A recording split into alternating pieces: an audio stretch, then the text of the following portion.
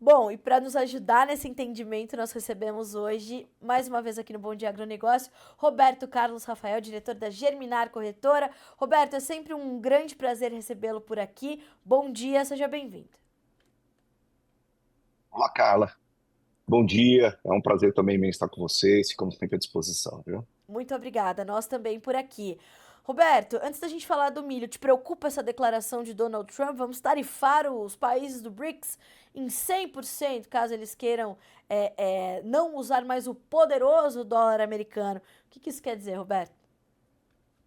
É o Trump sendo Trump, né? Na verdade, uma das coisas que o Trump gosta de fazer é canetar nas tarifas, né? Então, se apertam ele em algum lado, ele vai lá, então eu vou tarifar seu produto por aqui. Então é isso, cara. Na verdade, é ver o que efetivamente vai acontecer, né? De real, né? O que você estava comentando agora há pouco. Começa um pouco com narrativas, tal, com essas bravatas, e mais pode depois acontecer de realmente ser efetivado. Então, é, preocupa, né? Preocupa porque ele, normalmente, quando ele tem uma posição dessa, e ele é craque nisso, é mexer nas tarifas, ele vai para cima.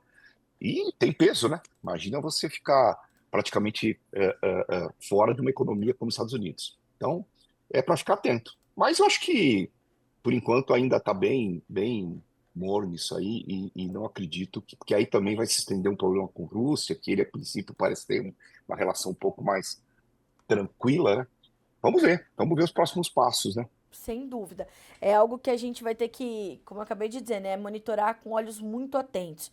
Agora, vamos ao que interessa, né, Roberto Carlos Rafael, que é o que está acontecendo agora. Essa recente disparada do dólar, ontem fechamos em R$ 6,07 mais uma vez, ela ajudou a dar um combustível a mais aos preços do milho que estavam sentindo certa pressão. Faz sentido para você se essa declaração realmente é o dólar foi um fiel da balança ali para os preços do milho nesse momento? O dólar, na verdade, a gente vem sentindo sempre uma estabilidade, mas sempre com um viés de alta no meio, né? E, então a gente viu isso desde o começo do ano. E quando a gente começa a ter, na verdade, uma situação como essa, uma oscilação um pouco mais forte, que foi o que aconteceu após a divulgação aí do pacote de corte de gastos, e também aquela questão que traz aí a nova, uma nova legislação aí para a questão da renda, né? Novas regras. Então, assim, eu acho que a gente tem fatores externos, temos fatores internos, temos um país que, infelizmente, apesar de ser grande, tem uma especulação muito grande em cima da nossa moeda, né? Mas, infelizmente, a gente tem um governo que ajuda a dar combustível para isso aí, né? Jogar gasolina na fogueira. E essa instabilidade traz a dificuldade de posicionamento, principalmente da classe produtora, né? Que vê o seu produto, como milho e soja, ele é, na verdade, um produto dolarizado, vê como uma reserva de valor. Então, eu acho que na questão do milho, eu acho que essa lei da questão do câmbio, né? Tem alguns outros fatores aí que muitos produtores gostam agora de jogar suas receitas para o próximo, entrando num período agora que nós temos mais aí 15 dias, né, cara, de um movimento assim ainda normal, que depois tem uma paradeira logística também, né? Então, tudo isso fez com que nós tivéssemos novamente aí agora, nós tivemos uns dias atrás, aí quase 2 meses, foi só alta no milho. Um dos motivos principais foi câmbio, foi Chicago, foi uma série de coisas, consumo das empresas de etanol, indústria de ração, exportação em alguns momentos também entrando, enfim. E agora nós tivemos aí antes dos feriados um posicionamento forte dos consumidores, depois durante os feriados aí ficou um mercado meio morno, até com uma certa retração, e agora o mercado deu uma parada de novo, e até em função dessa estabilidade do dólar, que vem aí desde quarta, quinta-feira passada um pouco mais forte. Agora, nós temos esse momento, né, Roberto, onde nós deveríamos ver uma força um pouco mais intensa das nossas exportações. Mas nós já sabíamos, você trouxe isso mais de uma vez aqui no Notícias Agrícolas, no Bom Dia Agronegócio, de que nós poderíamos ter, de fato, um segundo semestre um pouquinho mais fraco por conta do que aconteceu com a nossa segunda safra 24, né? Como é que você está entendendo o posicionamento do milho brasileiro nesse momento no comércio internacional? Nós temos competitividade ou temos menos competitividade agora por conta de todos esses fatores? Como é que nós estamos posicionados agora nesse comércio global de milho? Eu acho que questão de exportações, acho que além da questão de competitividade de preço nesse momento, a gente começa também a se deparar com uma questão de calendário das exportações, né? Que na verdade o programa de soja ele está aí já batendo a porta, quer dizer, janeiro a gente já começa a ter movimento, janeiro, fevereiro, né? Já começamos a ter movimentos. Então acho que a possibilidade de você fazer exportação de milho com mais volumes seria até janeiro, né? Ah, de fato, as exportações a gente já esperava um volume menor, porque nós tivemos uma safrinha menor, por algumas questões já relatadas, bem aqui, inclusive reduções diárias que nós tivemos, né? Então, nós tivemos uma disponibilidade de milho menor para o mercado internacional, porque além da uma safrinha menor, os nossos consumos têm também crescido, principalmente, você pega o setor de etanol, vem crescendo os consumos aí 2 dígitos por ano, tá? Então, o que é esperado aí de consumo de milho para o ano que vem é quase 20 milhões de toneladas, né? Sendo que esse ano foi 17 milhões e meio. Então, assim, a gente teve uma sucessão de coisas, né, que a gente teve nas exportações, que foi principalmente, em um determinado momento, o mercado interno teve pagando mais produto, e principalmente, eu acho que um fator principal, né, Carla, foi um posicionamento do produtor. Ele, em um determinado momento, não aceitou as regras de preço que tinha no mercado, e a gente não pode esquecer também que o produtor de safrinha, ele tem também o seu produto soja, então um produtor que tem duas culturas, então ele é mais capitalizado. Em determinado momento, ele começou a travar ele baixou realmente o disponível comercial. Nós tínhamos muito milho, mas não tinha disponível comercial, o produtor não tinha interesse. E na hora que pegou uma carona, além dessa situação do produtor, junto com um problema que começou a se especular lá na falta de chuvas, né, da para safra de verão, que aí poderia atrasar o plantio do milho. Então tudo isso foi somando, né, junto com a alta do dólar, e aí o produtor ele segurou e a gente na verdade teve um descompasso entre os preços internacionais. Veja que, por exemplo, os Estados Unidos, ele na verdade ele começou a exportar muito mais produto nessa campanha, inclusive por conta da ausência do Brasil no mercado, né? Então, foi claro, e a gente pode ver, por exemplo, que no, no relatório de exportações, que saiu ontem, das inspeções semanais, a gente já teve já 31% a mais de milho exportado em relação ao ano passado. Então, eu estimo que alguma coisa ao redor de 6 a 7 milhões de toneladas deixou-se de sair do Brasil por falta de preço aqui no Brasil e porque o mercado internacional tinha outras opções, né? Principalmente Estados Unidos. Esses 6 a 7 milhões de toneladas de milho que saíram a mais foram dos Estados Unidos.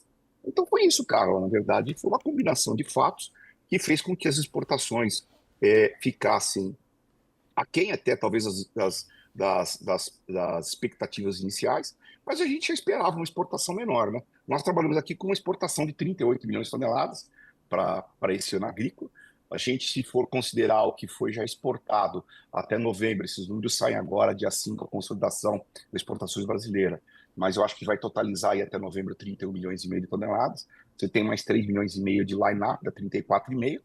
Eu acho que não está difícil de chegar em 38 até janeiro e talvez alguma coisinha que saia ainda no mês de fevereiro, tá? Bom, a gente tem, portanto, é, um cenário que já estava sendo esperado para ser dessa forma e, portanto, não muda muito a nossa perspectiva. Como você falou, né, Roberto? Foi uma combinação de fatores. Daqui em diante, o que nós temos que ter no nosso radar, principalmente para entender como será a formação de preços para a nossa segunda safra 2025? Nós precisamos olhar para essa questão da competitividade ou precisamos olhar para a nossa questão logística, para a nossa questão climática, para tudo isso junto, combinado, para que o produtor possa entender exatamente como ficarão os seus custos para ir fazendo as suas travas de preços? O que está no seu radar para principalmente a gente entender a formação dos preços da safrinha 25, Roberto? Eu acho que é realmente uma somatória de fatores que o produtor ele tem que ficar ligado isso todos os dias, né, cara? Sim. A gente percebe que os produtores eles ficam até. É um fato que a gente também deixou de falar um pouco da ausência do produtor também, quando ele vai para campo, né, ou para plantio ou para colheita, ele esquece um pouco a comercialização. Mas, em geral, acho que o produtor ele fica atento a todas essas informações, são tantos canais de informações, vocês, né, principalmente aí que trazem informações diárias, tem que ficar ligado a tudo, né? E o que a gente vê aí para frente, né, Carla? Primeiro, os preços do milho melhoraram bastante, né? Então a gente está falando aqui, quando a gente está na região de Campinas, e a região de Campinas é a praça formadora de preços da B3, nós estamos falando aí, B3 falando aí para o ano que vem, para março, 72,10, mais 71,50. O mercado atual, para você ter uma ideia, do indicador Exalc CPEA, onde terminou com 72,70, nós também temos o indicador Geminar, que nós soltamos todo dia, que é uma pesquisa que nós fazemos simular, o CPEA, indicou que nós estávamos com uma média de preço de 73,12. Está quebrado porque é uma pesquisa, é uma análise do mercado que nós temos, que nós fazemos, que nós estamos no mercado de Campinas também, né, cara? Então, os preços melhoraram muito por essa sucessão de fatos aí que nós falamos. Então, está convidativo para plantio de safrinha do ano que vem, né? E com o dólar nesse patamar como nós estamos, o dólar é uma incógnita, né? Aparentemente, para mim, me parece que é um momento muito especulativo, e acho que a gente falou já muitas vezes também sobre isso. É uma questão do governo também fazer a sua lição de casa correta, seguir a cartilha da economia, que se não seguir, vai ter essas pressões do dólar. Então, difícil saber. A princípio, está num momento especulativo, talvez esteja um pouco fora do patamar que deveria estar, mas eu acho que não dá para a gente falar agora câmbio abaixo de 5,40, talvez 5,50. Mas 6 nós estamos a 10% de 5,50. Então, é importante a gente falar isso, que vai que de repente o câmbio tem algum ajuste por algum cenário melhor, de 6 para 5,50 é quase 10% praticamente de retorno no câmbio, né? Então isso mexe com os preços efetivamente. Então, assim, o produtor tem que ficar ligado em tudo. Me parece que está um momento favorável também para plantio de safrinha. A questão do clima está vindo excepcionalmente bem. Uhum. Aquelas preocupações com atraso de safra da safrinha praticamente ficou pelo caminho, né? Então, eu acho que é isso, cara. Na verdade, a gente tem. Acho que uma coisa que o produtor ele percebeu, e para mim também foi um negócio que eu tive revendo muito minhas posições, talvez eu tivesse um pouco de paradigma, é esse efeito das empresas de etanol no mercado, que eu chamo de etanoleiras, né? Uhum. É, é, é surpreendente, porque há anos vem crescendo muito, e a gente, acho que em algumas entrevistas a gente já falou, a gente teve aí 17 milhões e meio de consumo este ano, vai para 19,5 o ano que vem, então quase 20, e em 2030 se espera 30 milhões de toneladas, 30 milhões de toneladas de consumo. Lógico, vamos ter aumento também de nossa safra, mas aquilo que a gente previa que a salvação da lavoura viria pelo mercado de biocombustíveis, é o que aconteceu lá em 2000 na safra americana, que fez os preços subirem em Chicago, e está acontecendo também aqui no Brasil. E essa questão das empresas de etanol, um negócio interessante, que apesar da gente achar que a gente tem um estoque de passagem alto, né, mas essas empresas de etanol, como elas estão na região principalmente de Mato Grosso do Sul e Goiás, são regiões puramente aí de safrinha, né, eles precisam formar estoques para ficar com produto entre um período que há uma escassez, né, de produção. Então, eles precisam ficar com estoques aí para consumir entre janeiro até maio, praticamente, né? Então, estimo que dos estoques a gente vai ter aí em 31 de janeiro, praticamente aí uns 6 a 7 milhões de toneladas estarão na mão dessas etanoleiras, já represados, já comprado. É lógico que quando eles têm estoque, eles não vão participar da compra aí do período, talvez, aí de fevereiro a março, mas esse número também é um número estimado por mim, não sei se alguém pode ter esse número, tá, cara? Então, essa questão da indústria de etanol mudou um pouco o tabuleiro do jogo, tá?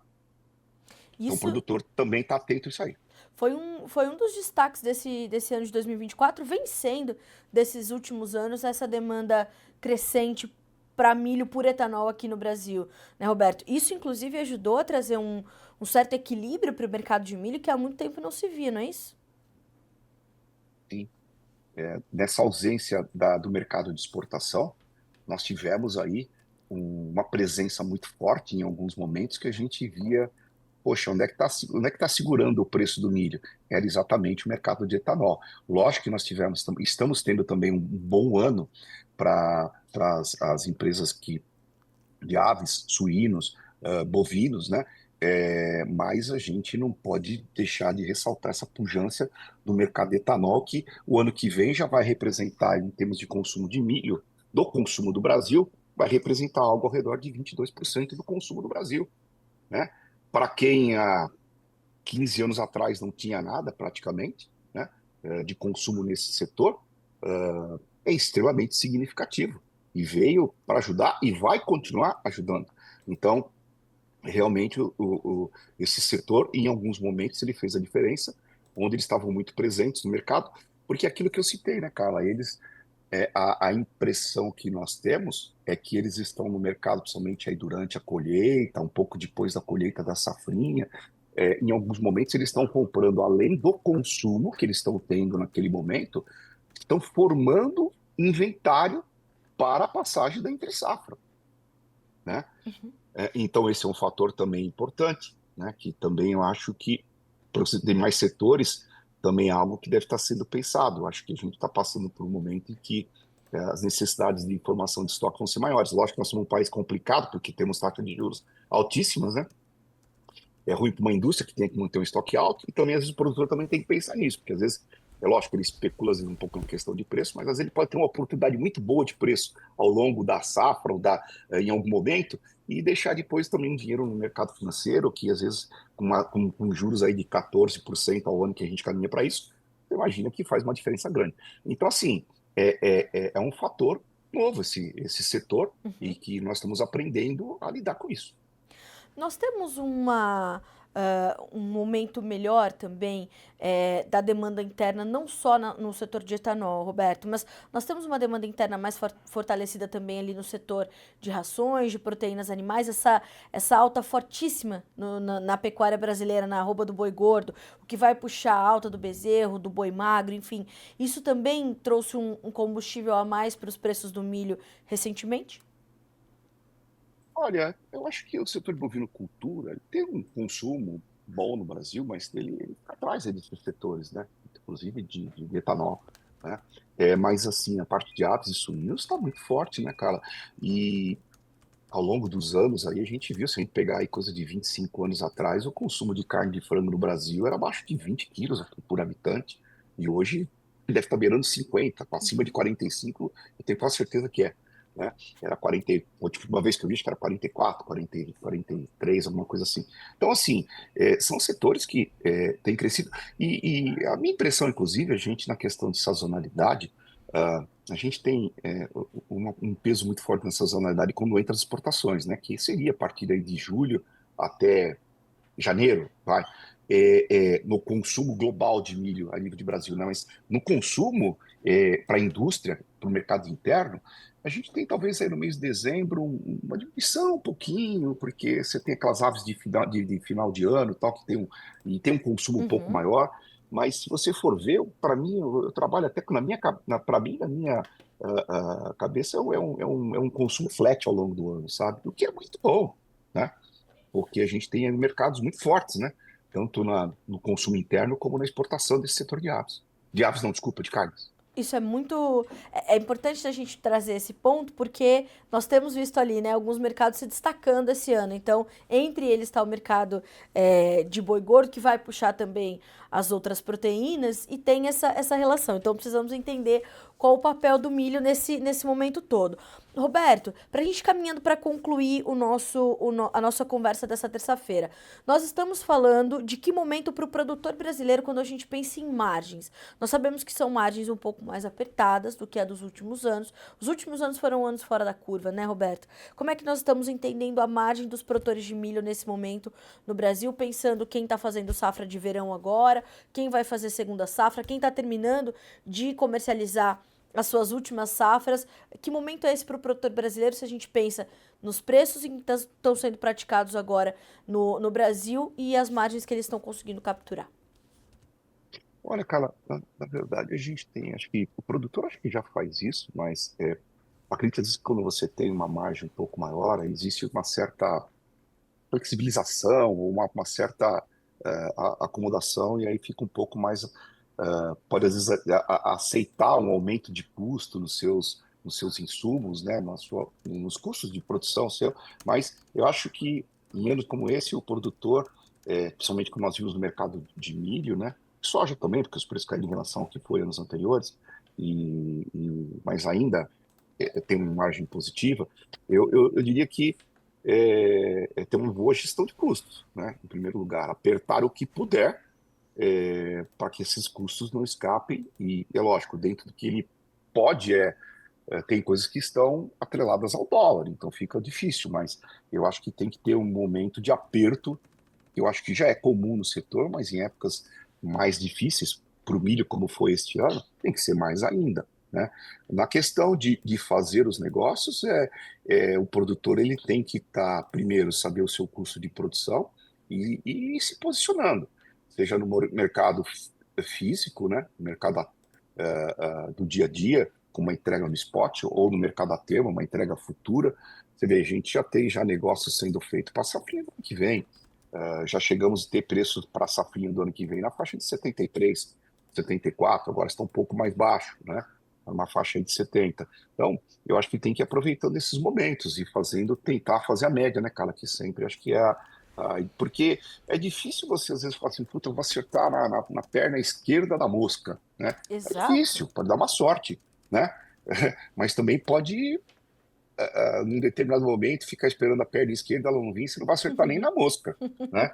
Então, eu acho que tem que, primeiro, ter uma boa gestão de custos, uma boa gestão de risco e ir pontuando, né? E vendo o mercado para frente. Aí você fala, putz, podia ter deixado, que ele fica aquela. Sempre é difícil, vai sempre sentir aquele gostinho um pouco ruim. Você vende o preço de um produto, de repente ele só se fala, pô, podia ter vindo agora. Aí, pô, você vai ficar chateado. Não, aí você, de repente, segura o produto, você teve um preço bom, não vende, aí ele cai 15%, você fala, ô, devia ter vendido naquela oportunidade. Então, nada melhor do que a média, né, Carla? Sempre em Exatamente. cima de gestão, né?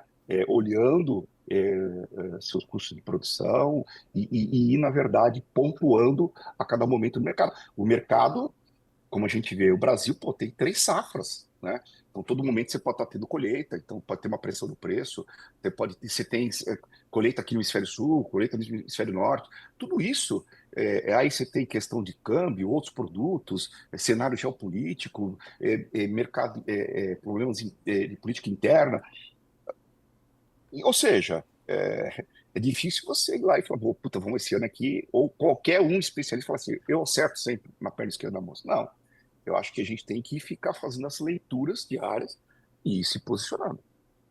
Bom, informações, então, orientações principalmente importantes. E, Roberto, a gente fez uma enquete no começo do Bom Dia Agronegócio, perguntando o seguinte: se a nossa audiência, os produtores que estão nos acompanhando, já fizeram as compras dos insumos para a safrinha 2025, uma vez que as relações de troca se apresentaram bem boas nas últimas semanas, né? Nós tivemos ali, inclusive, algumas disparadas ali para a ureia e tudo mais, pois o mercado foi se estabilizando, oferecendo melhores relações. A resposta 72% dos votantes da nossa enquete diz que não, disseram que ainda não compraram os seus insumos todos para a safrinha de 2025 e 27% respondeu que sim. O que esses números querem dizer na sua opinião? O produtor ainda está um pouco cauteloso e buscando entender justamente sobre esses custos, sobre essas margens, para então começar a avançar um pouquinho na aquisição desses insumos? Isso é um sinal claro dessa volatilidade do câmbio, né? Da mesma forma que o produtor, ele tem que fazer uma torcida para melhorar preço para a venda do produto dele, mas ao mesmo tempo, o dólar, né? Mas ao mesmo tempo também não subir muito por conta dos insumos. Ele está nesse momento na questão dos insumos. Então fica aquela questão que lá no começo você está falando, né, do câmbio, o quanto é difícil vocês ter uma decisão, tanto da ponta de quem compra como de quem vende, que é muito ruim você se planejar em cima de uma moeda de um país grande como o nosso, que tem uma volatilidade como está tendo agora, né? Então, eu acho que esses números trazem exatamente um posicionamento de, não, talvez esse câmbio volte um pouco, tal, aí eu faço minhas posições. Então, não é fácil para quem tem que decidir, né, cara?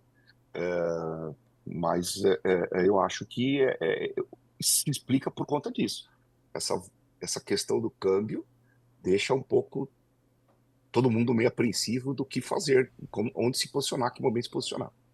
Bom, nós vamos acompanhar tudo por aqui, sempre com a sua ajuda, o seu auxílio e sua orientação. Roberto, muito obrigada mais uma vez pela companhia nessa edição de terça-feira do Bom Dia Agronegócio. É sempre um grande prazer receber você por aqui, receber as suas análises e entregá-las para a nossa audiência. Te agradeço e te desejo uma ótima semana. Ok, cara, obrigado você pela também sempre nos convidar para a gente estar participando, ficamos sempre à disposição. É um prazer imenso estar com vocês e que todos tenham um bom dia também, uma excelente semana. Muito obrigada para você também, meu amigo. Um abraço e até a próxima. Um abraço, até mais. Até mais.